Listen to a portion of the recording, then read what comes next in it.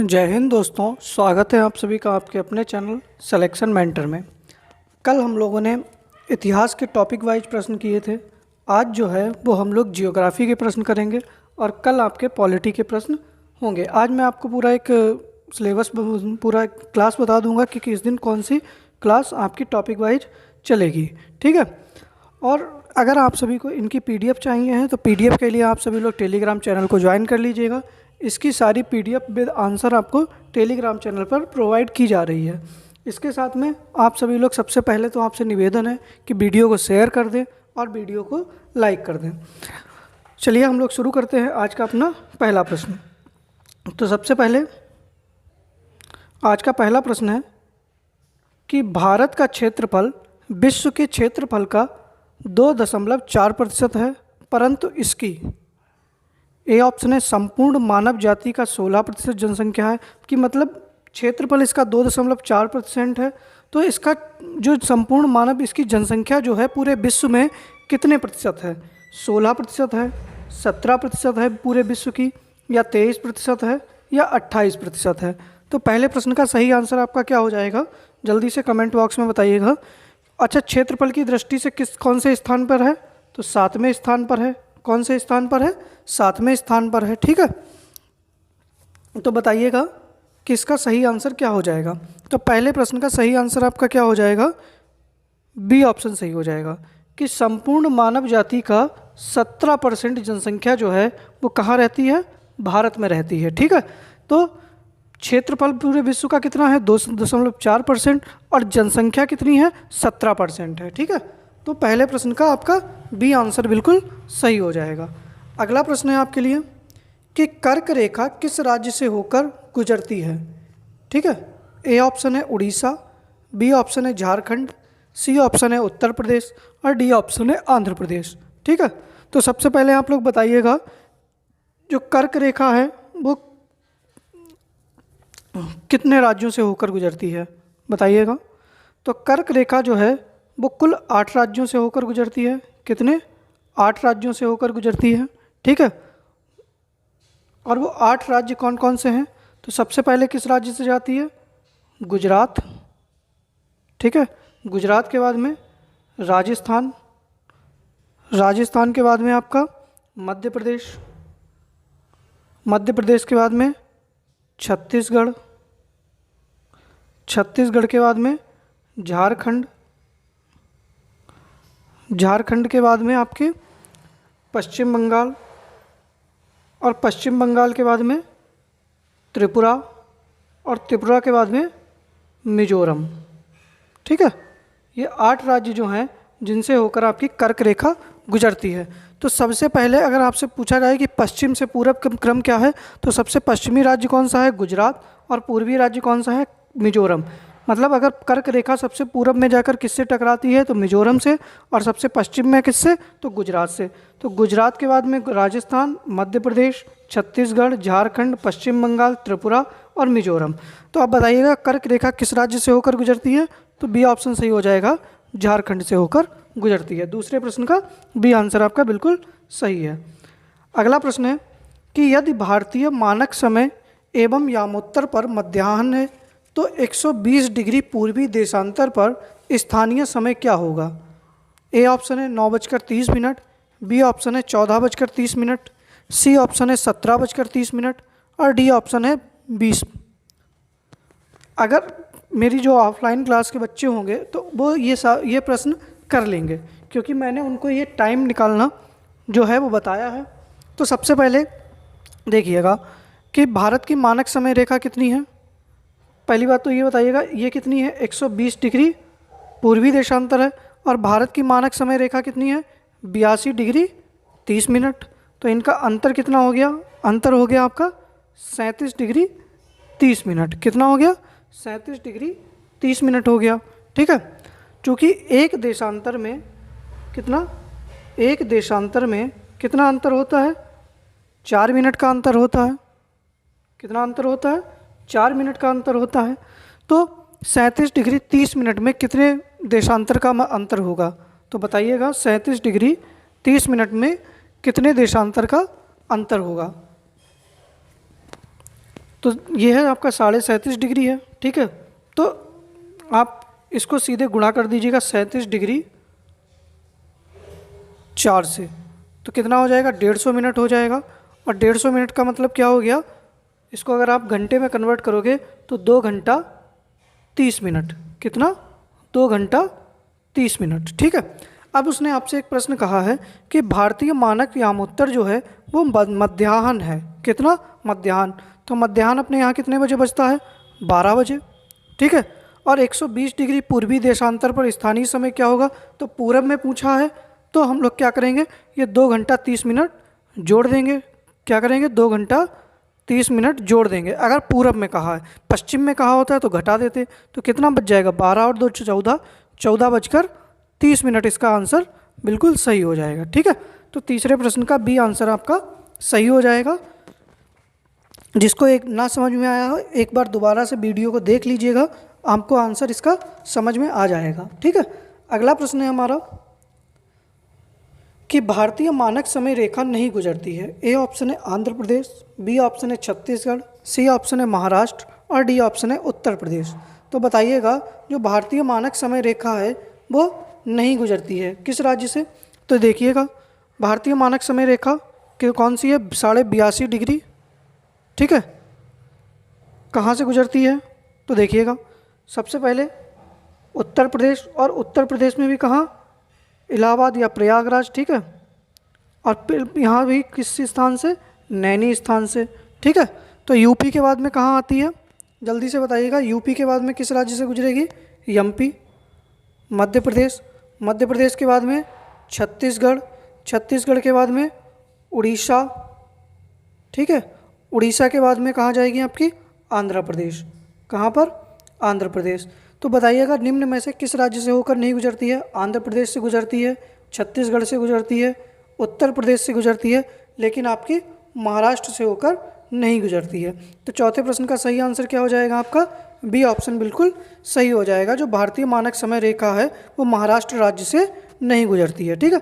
कुल कितने प्रदेशों से गुजरती है, तो 5 प्रदेशों से। कौन कौन से, उत्तर प्रदेश, मध्य प्रदेश, छत्तीसगढ़, उड़ीसा और आंध्र प्रदेश, ठीक है।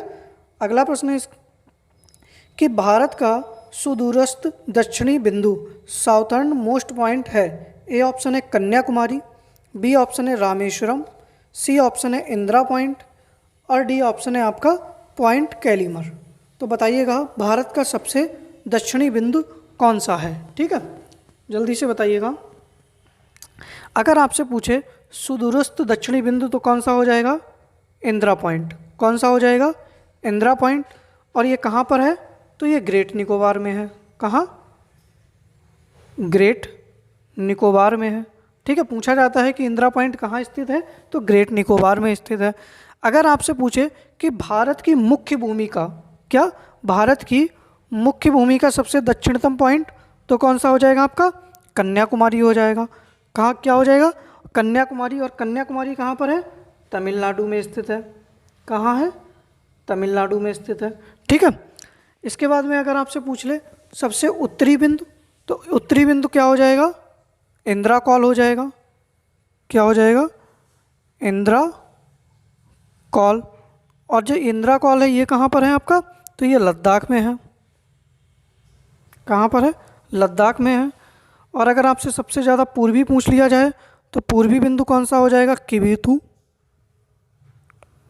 और किविथु कहाँ पर है, अरुणाचल प्रदेश में, ठीक है, अरुणाचल प्रदेश में।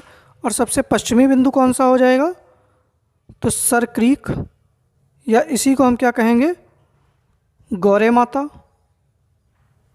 या इसी को हम कहते हैं गुहार मोती, ठीक है। और ये आपका कहाँ पड़ता है, तो ये गुजरात राज्य में है। मैंने आपको चारों बिंदु बता दिए हैं कि उत्तरी कौन सा है, पश्चिमी कौन सा है, पूर्वी कौन सा है और दक्षिणी कौन सा है, ठीक है। तो सबसे ज़्यादा दक्षिणी, 5वें प्रश्न का आंसर क्या हो जाएगा, सी आंसर सही हो जाएगा इसका। कहाँ स्थित है, तो ये इंदिरा पॉइंट आपका ग्रेट निकोबार में स्थित है। छठा प्रश्न है कि भारत का वह कौन सा स्थान है जहाँ बंगाल की खाड़ी, अरब सागर तथा हिंद महासागर मिलते हैं। ए ऑप्शन है कन्याकुमारी, बी ऑप्शन है इंदिरा पॉइंट, सी ऑप्शन है नागरकोइल और डी ऑप्शन है रामेश्वरम। तो जल्दी से बताइएगा छठे प्रश्न का सही आंसर आपका क्या होगा। और अगर आप सभी को वीडियो पसंद आ रही है तो वीडियो को शेयर करते रहिएगा और वीडियो को लाइक करिएगा। तो भारत का कौन सा स्थान है जहाँ पर बंगाल की खाड़ी, ठीक है, अरब सागर तथा हिंद महासागर मिलते हैं, तो वो कौन सा स्थान हो जाएगा आपका? कन्याकुमारी हो जाएगा। कौन सा? कन्याकुमारी हो जाएगा। तो इस प्रश्न का सही आंसर क्या हो जाएगा? ए आंसर बिल्कुल सही हो जाएगा छठे प्रश्न का। अगला प्रश्न है 7वां कि निम्न में से किस राज्य की सीमा बांग्लादेश से नहीं मिलती है? ठीक है, किस राज्य की सीमा बांग्लादेश से नहीं मिलती है? तो बताइएगा आप लोग कि किस राज्य की सीमा बांग्लादेश से नहीं मिलती है। ए ऑप्शन है मेघालय, बी ऑप्शन है त्रिपुरा, सी ऑप्शन है मणिपुर और डी ऑप्शन है मिजोरम। तो बताइएगा। सबसे पहले देखो, बांग्लादेश के साथ में भारत कितनी सीमा लगाता है? 4096 किलोमीटर। तो सबसे ज़्यादा सीमा किसके साथ में लगती है? तो आपकी बांग्लादेश के साथ में। अब बांग्लादेश से कौन कौन से राज्य सीमा लगाते हैं? तो सबसे पहले लगाता है पश्चिम बंगाल, असम, मेघालय, त्रिपुरा और मिजोरम। कौन सा? मिजोरम। ये 5 राज्य जो हैं वो किसके साथ सीमा लगाते हैं? पश्चिम बंगाल के साथ में। तो कौन सा राज्य सीमा नहीं लगाता है? मणिपुर। 7वें प्रश्न का सही आंसर क्या हो जाएगा? मणिपुर सही हो जाएगा। अगर अब यही आपसे पूछ ले कि सर्वाधिक सीमा बांग्लादेश के साथ में कौन सा राज्य लगाता है? तो पश्चिम बंगाल। कौन सा लगाता है? पश्चिम बंगाल। कितनी? 2216.7 किलोमीटर। सबसे ज़्यादा सीमा कौन लगाता है? पश्चिम बंगाल लगाता है। कितनी? 2216.7 किलोमीटर। इसके बाद में त्रिपुरा लगाता है। त्रिपुरा जो है यह बांग्लादेश से 3 तरफ से घिरा हुआ है। कौन? बांग्लादेश से 3 तरफ से घिरा हुआ कौन सा राज्य है आपका? त्रिपुरा है। और यह कितनी सीमा लगाता है? 856 किलोमीटर। ठीक है, कितनी लगाता है? 856 किलोमीटर। और सबसे कम कौन सी लगाता है? तो असम लगाता है। ठीक है, तो इस प्रश्न का सही आंसर क्या हो जाएगा? सी आंसर आपका बिल्कुल सही हो जाएगा। मणिपुर जो है वो बांग्लादेश की सीमा नहीं लगाता। 8वां प्रश्न है कि निम्नलिखित में किस भारतीय राज्य की सीमाएं भूटान के साथ में नहीं मिलती हैं? तो बताइएगा। ए ऑप्शन है सिक्किम, बी ऑप्शन है मेघालय, सी ऑप्शन है अरुणाचल प्रदेश और डी ऑप्शन है आपका पश्चिम बंगाल। तो देखिएगा, सबसे पहले तो भूटान के साथ में सीमा कितनी लगती है? कितनी लगती है? 699 किलोमीटर की। ठीक है, कितनी? 699 किलोमीटर की। और भूटान के साथ सीमा कौन कौन राज्य लगाते हैं? तो बताइएगा, जल्दी से बताइएगा। भूटान के साथ में कौन कौन से राज्य जो हैं वो सीमा स्पर्श करते हैं? तो भूटान के साथ में 5 आपके राज्य जो हैं, एक है सिक्किम। कौन सा? सिक्किम है। सिक्किम के बाद में पश्चिम बंगाल है, अरुणाचल प्रदेश है और असम है। कि 4 राज्य जो हैं वो किसके साथ में सीमा स्पर्श करते हैं? आपके भूटान के साथ में सीमा स्पर्श करते हैं। लेकिन मेघालय राज्य जो है वो आपका भूटान के साथ में सीमा स्पर्श नहीं करता है। तो 8वें प्रश्न का बी आंसर आपका सही हो जाएगा कि मेघालय जो है वो भूटान के साथ में सीमा स्पर्श नहीं करता है। कौन कौन से करते हैं? सिक्किम, अरुणाचल प्रदेश, पश्चिम बंगाल और असम। और भूटान के साथ में सर्वाधिक सीमा कौन सा राज्य स्पर्श करता है? तो वो असम करता है। कितना? 267 किलोमीटर। कितनी? 267 किलोमीटर। और सबसे कम कौन करता है? सिक्किम, सिर्फ 32 किलोमीटर। कितनी? 32 किलोमीटर। ठीक है, ये सारे पॉइंट नोट करते रहिएगा आप लोग। ठीक है, अगला प्रश्न है आपके लिए 9वां प्रश्न है कि निम्नलिखित में भारत के किस राज्य की सीमा म्यांमार से उभयनिष्ठ नहीं है? मतलब म्यांमार के साथ में कौन सा राज्य जो है वो सीमा स्पर्श नहीं करता है? ए ऑप्शन है असम, बी ऑप्शन है नागालैंड, सी ऑप्शन है अरुणाचल प्रदेश और डी ऑप्शन है आपका मिजोरम। तो सबसे पहले तो आप बताइएगा कि म्यांमार के साथ में भारत कितनी सीमा स्पर्श करता है? तो कितनी सीमा स्पर्श करता है? 1643 किलोमीटर। कितनी? 1643 किलोमीटर जो है वो भारत और म्यांमार के बीच में सीमा है। कौन कौन से राज्य लगाते हैं सीमा? अरुणाचल प्रदेश, नागालैंड, मणिपुर और मिजोरम। अब आप लोग बताइएगा इन 4 राज्यों में कौन सा ऐसा राज्य है जो असम के साथ म्यांमार के साथ में सीमा स्पर्श नहीं करता है? तो कौन सा राज्य है? असम। असम जो है वो अपनी सीमा जो है वो किसके साथ में नहीं स्पर्श करता है, म्यांमार के साथ में स्पर्श नहीं करता है। म्यांमार के साथ में सबसे ज़्यादा सीमा कौन स्पर्श करता है, अरुणाचल प्रदेश, कितनी, 520 किलोमीटर, ठीक है, 520 किलोमीटर सबसे ज़्यादा सीमा किसके साथ लगाता है, तो अरुणाचल प्रदेश लगाता है म्यांमार के साथ में, ठीक है। अगला प्रश्न है कि भारत और चीन के उत्तर पूर्वी सीमा का सीमांकन कौन सी रेखा करती है। ए ऑप्शन है डूरंड रेखा, बी ऑप्शन है मैकमोहन रेखा, सी ऑप्शन है रेडक्लिफ रेखा और डी ऑप्शन है 4 बीघा गलियारा। तो 10वें प्रश्न का सही आंसर सब लोग बताइएगा कि कौन सा आंसर सही होगा। 4 बीघा गलियारा बांग्लादेश के साथ में, किसके साथ में, बांग्लादेश के साथ में। रेडक्लिफ रेखा पाकिस्तान के साथ में, ठीक है। मैकमोहन रेखा चीन के साथ में। डूरंड रेखा अफगानिस्तान के साथ में, किसके साथ में, अफगानिस्तान के साथ में, ठीक है। अब देखिएगा जो आपकी तो इस 10वें प्रश्न का सही आंसर कौन सा हो जाएगा, बी ऑप्शन सही हो जाएगा। अच्छा, मैकमोहन रेखा जो थी इसका निर्धारण कब किया गया था, वर्ष 1914 में सर हेनरी मैकमोहन द्वारा किया गया था, इसीलिए इसका नाम क्या रख दिया गया, मैकमोहन रेखा रख दिया गया, ठीक है। डूरंड रेखा कब बनी थी, 1893 में। कब बनी थी, 1893 में। और जो रेडक्लिफ रेखा थी ये कब बनी थी बताइएगा, तो ये आपकी वही 1947 में बनी थी, ठीक है। कब, 1947 में, ठीक है। तो 10वें प्रश्न का सही आंसर कौन सा हो जाएगा आपका, बी ऑप्शन बिल्कुल सही हो जाएगा। 11वां प्रश्न है कि भारत के किस प्रदेश की सीमाएं 3 देशों से क्रमशः नेपाल, भूटान एवं चीन से मिलती हैं। मतलब ऐसा कौन सा राज्य है भारत का जो 3 देशों के साथ में अपनी सीमा स्पर्श करता है, नेपाल के साथ में भी करता है, भूटान के साथ में भी करता है और चीन के साथ में भी करता है। ए ऑप्शन है अरुणाचल प्रदेश, बी ऑप्शन है आपका मेघालय, सी ऑप्शन है पश्चिम बंगाल और डी ऑप्शन है आपका सिक्किम। तो बताइएगा कि 3 देशों के साथ में आपका कौन सा राज्य जो है वो सीमा स्पर्श करता है, तो सिक्किम करता है। कौन सा, सिक्किम करता है। तो 11वें प्रश्न का कौन सा आंसर सही हो जाएगा आपका, डी आंसर बिल्कुल सही हो जाएगा। जो सिक्किम राज्य है वो किसके साथ में, 3 देशों के साथ में, नेपाल, भूटान और चीन के साथ में अपनी सीमा स्पर्श करता है, ठीक है। अगला प्रश्न हम लोग देखते हैं। 12वां प्रश्न है कि भारतीय उपमहाद्वीप मूलतः एक विशाल भूखंड का भाग था जिसे कहते हैं। ए ऑप्शन है जुरेसिक भूखंड, बी ऑप्शन है आर्यावर्त, सी ऑप्शन है इंडियाना और डी ऑप्शन है आपका गोंडवाना लैंड। तो बताइएगा कि भारतीय उपमहाद्वीप किसका भाग है, तो देखिएगा किसका भाग है, गोंडवाना लैंड का भाग है। किसका, गोंडवाना लैंड का भाग है। आपके 12वें प्रश्न का डी ऑप्शन बिल्कुल सही हो जाएगा। जैसे कि जब महाद्वीपीय विस्थापन सिद्धांत जो आया था, ठीक है, कौन सा, महाद्वीपीय विस्थापन सिद्धांत के अनुसार जो था, जो भारतीय क्षेत्र था या भारतीय उपमहाद्वीप था वो गोंडवाना लैंड का भाग था। और गोंडवाना लैंड से और कौन से भाग जुड़े हुए थे, तो दक्षिण अमेरिका, ठीक है, कौन सा, दक्षिण अमेरिका। दक्षिण अमेरिका के साथ में अफ्रीका, अफ्रीका के साथ में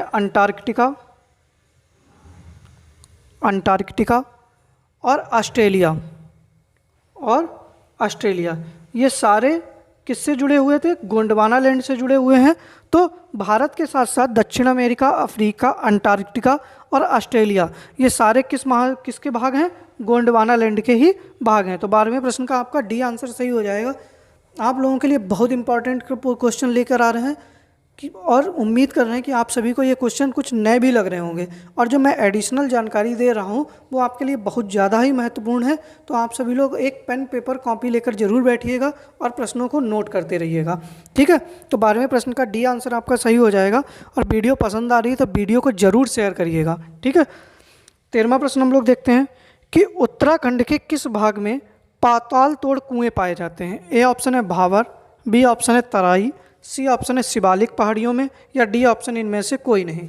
तो सबसे पहले पाताल तोड़ कुएँ क्या होते हैं, तो पाताल तोड़ कुएँ ऐसे प्राकृतिक जल स्रोत होते हैं जो धरातल से स्वतः ऊपर प्रकट होते हैं, मतलब जिन पर सतह पर जल निकलता रहता है। लेकिन जो पाताल तोड़ कुएँ होते हैं इनमें जैसे होता क्या है कि सबसे पहले तो जल निकलेगा, ठीक है, स्वतः जल निकलेगा, परंतु दूसरे के लिए जो पाताल तोड़ कुआं होगा उसको दोबारा से उसको खोदना पड़ेगा, ठीक है, उस कुएं को खोदना पड़ेगा और खोदने के बाद उसमें से जल जो है वो सतह निकलने लगता है। और उत्तराखंड के ये किस क्षेत्र में पाए जाते हैं? तराई क्षेत्र में पाए जाते हैं। 13वें प्रश्न का सही आंसर हो जाएगा आपका बी ऑप्शन, बिल्कुल सही हो जाएगा कि उत्तराखंड में पाताल तोड़ कुएं जो हैं वो तराई क्षेत्र में पाए जाते हैं। और ये सारे प्रश्न आपके प्रीवियस ईयर पेपर के हैं, तो ये आप लोगों के लिए बहुत ज़्यादा महत्वपूर्ण है। प्रीवियस ईयर पेपर है, इसलिए ध्यान से इन सबको पढ़िएगा। जो भी प्रश्न नहीं समझ में आ रहा वीडियो को दोबारा आप लोग प्ले करके देख लीजिएगा। एक दो बार आप लोग वीडियो को देखेंगे तो ये सारे प्रश्न आपको अपने आप ही याद हो जाएंगे। अगला प्रश्न है कि केरल का कुट्टानाड़ प्रसिद्ध है किसके लिए? ए ऑप्शन है मीठे पानी की झील के लिए, बी ऑप्शन है भारत का न्यूनतम ऊंचाई वाला क्षेत्र है, सी ऑप्शन है एक प्रवाल द्वीप है, या भारत का सबसे पश्चिम में स्थित बिंदु के लिए है। तो बताइएगा कि केरल का जो कुट्टानाड़ है वो किस लिए प्रसिद्ध है? तो ये कैसा क्षेत्र है? बी ऑप्शन सही हो जाएगा, भारत का न्यूनतम ऊंचाई वाला क्षेत्र है। क्या है? भारत का न्यूनतम ऊंचाई वाला क्षेत्र है, तो इसका बी ऑप्शन बिल्कुल सही हो जाएगा। और इस क्षेत्र को क्या कहा जाता है? केरल का धान का कटोरा कहा जाता है। भारत का धान का कटोरा नहीं कहा जाता, ये याद रखिएगा। केरल के धान का कटोरा किसको कहा जाता है? केरल का कुट्टनाड़ को, ठीक है, ना कि भारत के धान के कटोरा कहा जाता है, ठीक है। तो याद रखिएगा 14वें प्रश्न का बी आंसर आपका बिल्कुल सही हो जाएगा। 15वां प्रश्न है कि हिमालय पर्वत का पदीय प्रदेश है। ए ऑप्शन है ट्रांस हिमालय, बी ऑप्शन है शिवालिक, सी ऑप्शन है बृहत हिमालय, और डी ऑप्शन है आपका आरावली। तो बताइएगा हिमालय पर्वत का पदीय प्रदेश है, बताइएगा। तो ये कौन सा आंसर हो जाएगा आपका? शिवालिक। क्या हो जाएगा आंसर? शिवालिक हो जाएगा। हिमालय पर्वत जो है वो शिवालिक के दक्षिणी भाग पर स्थित है, ठीक है। तो इसका कौन सा आंसर सही हो जाएगा? आपका बी आंसर बिल्कुल सही हो जाएगा। 16वां प्रश्न है कि शिवालिक श्रेणी का निर्माण हुआ। ए ऑप्शन है इयोजोइक युग में, बी ऑप्शन है पैलियोजोइक युग में, सी ऑप्शन है मेसोजोइक युग में, और डी ऑप्शन है आपका सेनोजोइक युग में। तो बताइएगा शिवालिक श्रेणी का निर्माण किस युग में हुआ है? तो देखिए आज से लगभग 5 मिलियन वर्ष पूर्व, ठीक है, आज से लगभग 5 मिलियन वर्ष पूर्व हिमालय शिवालिक श्रेणी का निर्माण हुआ था। इसी को हम क्या कहते हैं? बाह्य हिमालय भी कहते हैं। शिवालिक हिमालय को क्या कहते हैं? बाह्य हिमालय भी कहते हैं। और इसका जो निर्माण हुआ था वो किस में हुआ था? सेनोजोइक युग में हुआ था। तो 16वें प्रश्न का कौन सा आंसर सही हो जाएगा? आपका डी ऑप्शन बिल्कुल सही हो जाएगा, ठीक है। शिवालिक श्रेणी का निर्माण सेनोजोइक युग में हुआ है, तो 16वें प्रश्न का डी आंसर आपका सही है। 17वां प्रश्न है कि हिमालय पर्वत श्रेणियाँ निम्नलिखित में से किस राज्य का हिस्सा नहीं है? ए ऑप्शन है उत्तराखंड, बी ऑप्शन है उत्तर प्रदेश, सी ऑप्शन है सिक्किम, और डी ऑप्शन है हिमाचल प्रदेश। तो बताइएगा जो हिमालय पर्वत है वो किस राज्य का हिस्सा नहीं है? 17वें प्रश्न का सही आंसर क्या हो जाएगा? बी ऑप्शन सही हो जाएगा, क्योंकि उत्तर प्रदेश कैसा है? एक मैदानी क्षेत्र है। कैसा है? मैदानी क्षेत्र है। भारत उत्तर प्रदेश कोई पर्वतीय क्षेत्र नहीं है, ठीक है। तो हिमालय पर्वत उत्तराखंड का क्षेत्र है, सिक्किम, हिमाचल प्रदेश, ठीक है, जम्मू कश्मीर, लद्दाख, ठीक है, सिक्किम, अरुणाचल प्रदेश, मेघालय, नागालैंड, मणिपुर, मिजोरम, त्रिपुरा, ठीक है, असम और पश्चिम बंगाल का जो पहाड़ी क्षेत्र है इनके अंतर्गत जो है वो हिमालय पर्वत आता है। लेकिन उत्तर प्रदेश कैसा क्षेत्र है? एक मैदानी क्षेत्र है। तो 17वें प्रश्न का आपका बी आंसर बिल्कुल सही हो जाएगा। 18वां प्रश्न है कि लघु हिमालय किसके मध्य स्थित है? तो बताइएगा लघु हिमालय किसके मध्य में स्थित है? तो देखिएगा सबसे पहले आता है आपका कौन सा? सबसे ऊपर कौन सा है? ट्रांस हिमालय है। ट्रांस हिमालय के बाद में कौन सा आता है? महान हिमालय आता है। महान हिमालय के बाद में कौन सा आता है? लघु हिमालय आता है। और लघु हिमालय के बाद में कौन सा आता है? तो शिवालिक हिमालय आता है, ठीक है। कौन सा आता है? शिवालिक हिमालय आता है, ठीक है। तो सबसे ऊपर कौन सा है? ट्रांस हिमालय। ट्रांस हिमालय के बाद में महान हिमालय। महान हिमालय के बाद में उसके नीचे लघु हिमालय, और लघु हिमालय के नीचे आपका कौन सा है? शिवालिक हिमालय। तो अब आप लोग देखकर बताइएगा कि लघु हिमालय किन दो श्रेणियों के मध्य में है, तो महान हिमालय और शिवालिक हिमालय के मध्य में है। तो इसका आंसर कौन सा सही हो जाएगा 18वें प्रश्न का? आपका बी आंसर बिल्कुल सही हो जाएगा।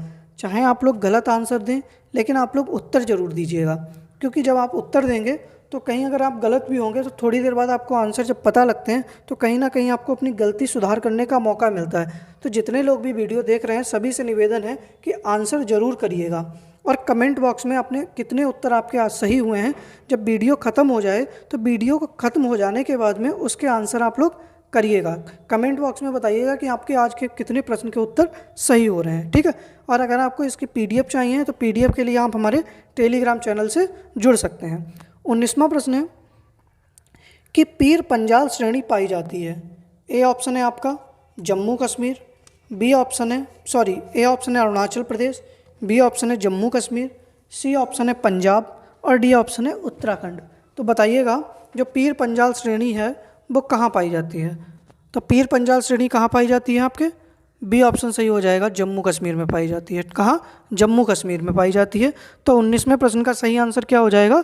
बी ऑप्शन बिल्कुल सही हो जाएगा, ठीक है। पीर पंजाल श्रेणी जो है वो जम्मू कश्मीर में पाई जाती है। 20वां प्रश्न है कि हिमालय के किस भाग पर करेबा भू आकृति पाई जाती है? कौन सी करेबा भू आकृति पाई जाती है? ए ऑप्शन है उत्तर पूर्वी हिमालय, बी ऑप्शन है पूर्वी हिमालय, सी ऑप्शन है हिमाचल उत्तराखंड हिमालय, डी ऑप्शन है कश्मीर हिमालय। तो देखिए सबसे पहले तो करेबा भूमि क्या होती है? तो जो केसर होता है, केसर उत्पादन के लिए जो भूमि प्रयोग में लाई जाती है उसका नाम होता है करेबा। केसर की जगह कहीं कहीं जाफरान भी लिखा मिल सकता है आपको, या जाफरान, ठीक है। तो जाफरान के लिए कौन सी भूमि प्रयोग की जाती है? करेबा भूमि की प्रयोग की जाती है। और केसर का उत्पादन भारत के किस राज्य में होता है? जम्मू एंड कश्मीर में। तो करेबा भू आकृति कहाँ पाई जाएगी आपकी? कश्मीर हिमालय में। तो 20वें प्रश्न का सही आंसर आपका क्या हो जाएगा? डी ऑप्शन बिल्कुल सही हो जाएगा, ठीक है। जो करेबा भू आकृति है वो कहाँ पाई जाती है आपके? जम्मू कश्मीर में। और किसके लिए फेमस है ये? केसर उत्पादन के लिए फेमस है, ठीक है। तो 20वें प्रश्न का डी आंसर बिल्कुल सही हो जाएगा। 21वां प्रश्न है कि हिमालय की सबसे पूर्वी सीमा कौन सी नदी बनाती है? ए ऑप्शन है ब्रह्मपुत्र नदी, बी ऑप्शन है सिंधु नदी, डी ऑप्शन है गंगा नदी और डी ऑप्शन है चिनाब नदी। अब अगर आप लोगों को थोड़ा सा भी मैप अगर याद होगा तो आप बता सकते हैं कि सबसे ज़्यादा पूरब से निकलकर कौन सी नदी बहती है। तो देखिए सिंधु नदी जो होती है वो मानसरोवर झील से निकलती है और किधर?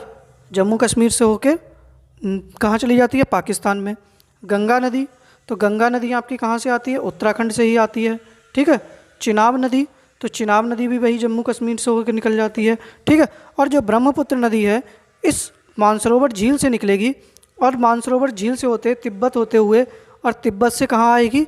यांग्याप दर्रा होते हुए अरुणाचल प्रदेश से भारत में प्रवेश करेगी और अरुणाचल प्रदेश से प्रवेश करते हुए ये कहाँ चली जाती है बाद में? बांग्लादेश। तो सबसे ज़्यादा पूरब में कौन सी है आप बताइएगा? कौन सी नदी आई पूरब में? तो ब्रह्मपुत्र नदी आई, ठीक है। तो 21वें प्रश्न का सही आंसर कौन सा हो जाएगा? ए आंसर सही हो जाएगा। तो हिमालय की सबसे पूर्वी सीमा कौन सी नदी बनाती है? ब्रह्मपुत्र नदी बनाती है। भारत में किस राज्य से प्रवेश करती है? अरुणाचल प्रदेश में, अरुणाचल प्रदेश से। और किस दर्रे से? तो यांग्याप दर्रा से। किससे? यांग्याप दर्रा से। और आपसे पूछ लिया जाए कि ब्रह्मपुत्र नदी निकलती कहाँ से है? तो मानसरोवर झील से। कहाँ से? मानसरोवर झील से, ठीक है। तिब्बत से निकलती है मानसरोवर झील से। अब एक प्रश्न है आप लोगों से कि ब्रह्मपुत्र नदी और गंगा नदी को बांग्लादेश में क्या कहा जाता है? कमेंट बॉक्स में आप लोग इसका उत्तर करिएगा। 22वां प्रश्न है कि सिंधु नदी एवं सतलज नदी के मध्य क्षेत्र को क्या कहते हैं? ए ऑप्शन है असम हिमालय, बी ऑप्शन है नेपाल हिमालय, सी ऑप्शन है कुमायूं हिमालय और डी ऑप्शन है पंजाब हिमालय। तो देखो हिमालय का नदियों के आधार पर वर्गीकरण किसने किया था? ठीक है, नदियों के आधार पर, नदियों के आधार पर वर्गीकरण, ठीक है, वर्गीकरण किसने किया था आपके? तो वो किया था सिडनी बुरार्ड। किसने किया था? सिडनी बुरार्ड ने, ठीक है। नदियों के आधार पर हिमालय का वर्गीकरण किसने किया था? सिडनी बुरार्ड ने किया था। तो तो इन्होंने बताया था कि असम हिमालय क्या है, नेपाल हिमालय किन नदियों के मध्य में है, कुमायूं हिमालय किस नदियों के मध्य में है, या पंजाब हिमालय किस नदियों के मध्य में है। तो मैं आपको बता रहा हूँ कि जो असम हिमालय है ये तिस्ता, कौन सी नदी, तिस्ता एवं दिहांग। तो आपसे कभी प्रश्न पूछा जाए कि तिस्ता एवं दिहांग नदी के मध्य के क्षेत्र को क्या कहते हैं, तो असम हिमालय कहते हैं। नेपाल हिमालय को क्या कहते हैं, काली नदी, काली नदी एवं तिस्ता नदी।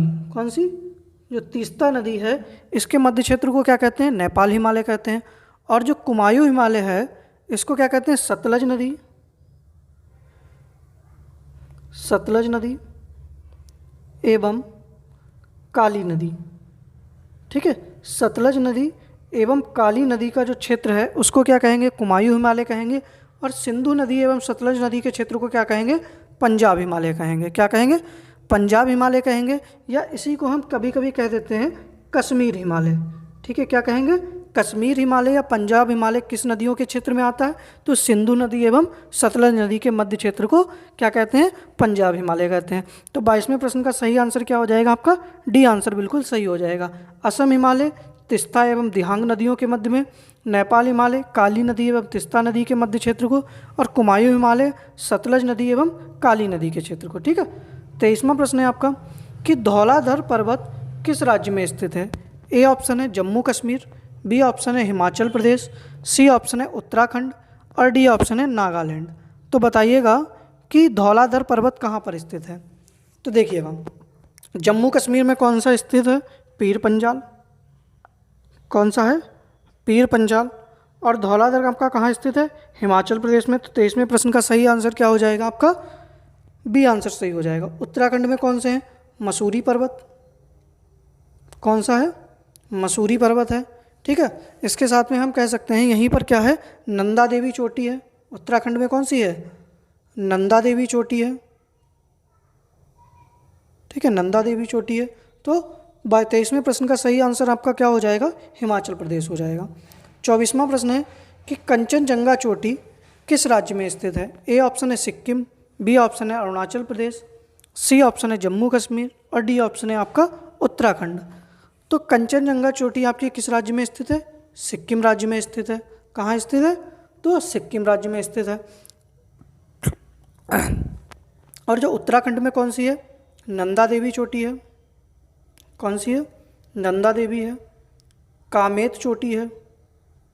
ठीक है, कौन सी है, कामेत चोटी है, नंदा देवी है, केदारनाथ चोटी है, और बद्रीनाथ चोटी है। ठीक है, तो ये कहाँ पे है आपके, उत्तराखंड राज्य में पड़ती हैं। ठीक है, आज का अंतिम प्रश्न है 25वां कि अन्नपूर्णा चोटी स्थित है। ए ऑप्शन है उत्तराखंड, बी ऑप्शन है नेपाल, सी ऑप्शन है मेघालय, और डी ऑप्शन है जम्मू कश्मीर। तो बताइएगा अन्नपूर्णा चोटी कहाँ स्थित है। तो देखिएगा, जो धौलागिरी है, कौन सी, धौलागिरी, धौलागिरी के साथ में गौरी शंकर, गौरी शंकर। ठीक है, और गौरी शंकर के बाद में आपकी मनसालू चोटी, मनसालू चोटी। ठीक है, ये सारी कहाँ पर हैं आपकी, अन्नपूर्णा चोटी नेपाल में स्थित है। कहाँ स्थित है, नेपाल में स्थित है। 25वें प्रश्न का सही आंसर क्या हो जाएगा आपका, बी आंसर बिल्कुल सही हो जाएगा। ठीक है, तो 25वें प्रश्न का क्या हो जाएगा आंसर, अन्नपूर्णा चोटी जो है वो नेपाल में स्थित है। रात के 10 बजे आपकी जो है हिंदी की क्लास है। हिंदी में आज हम लोग संधि के बारे में पढ़ेंगे। ठीक है, संधि की प्रैक्टिस करेंगे। इससे पहले हम लोग समास की हिंदी में और लिंग और विलोम शब्दों की प्रैक्टिस कर चुके हैं। आज से हम लोग संधि शुरू करेंगे, तो रात के 10 बजे आप लोग संधि के लिए जुड़ना ना भूलिएगा। ठीक है, बाकी आप सभी से निवेदन है कि चैनल को शेयर करिएगा, और जिन लोगों ने अभी तक चैनल को सब्सक्राइब नहीं किया है तो वो लोग सभी लोग चैनल को सब्सक्राइब करिएगा। और आज हम जो है वो आपको बता रहे हैं कि हम लोग का प्रैक्टिस जो है वो टॉपिक वाइज ही शुरू करेंगे। तो जैसे कि मंडे को